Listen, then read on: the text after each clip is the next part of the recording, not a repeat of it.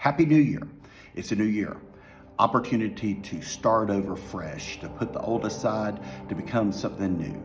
You probably have some resolutions that you put in place this year, maybe to be a little bit healthier, to eat healthier, to exercise more, to start some new habits to help you become a better person, maybe reading more, starting a new hobby. And hopefully one of those pledges to become a better person is to actually strengthen your relationship with Jesus Christ.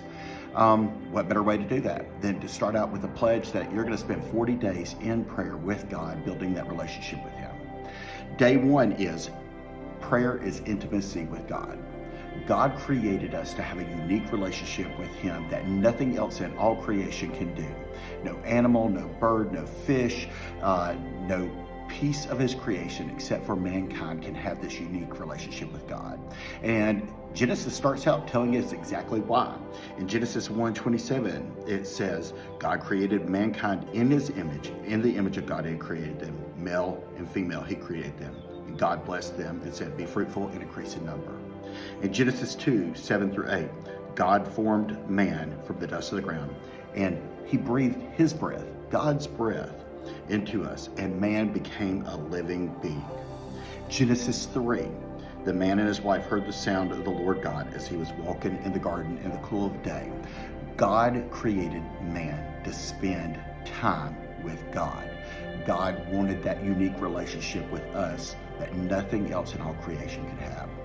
Well, how do you build that kind of relationship? Well, if you're married or if you're dating, you know that to create that relationship with that special person, you have to spend time with them. You have to talk with them. You have to check in with them. You have to dwell with them so that you can have that kind of unique relationship that stands the test of time and the trials of life.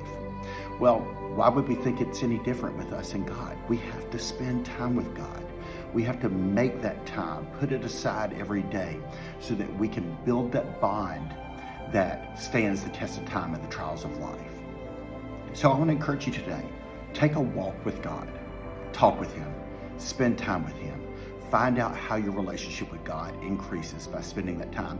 Don't put some formula together, just talk. But then after you talk, you have to do something else.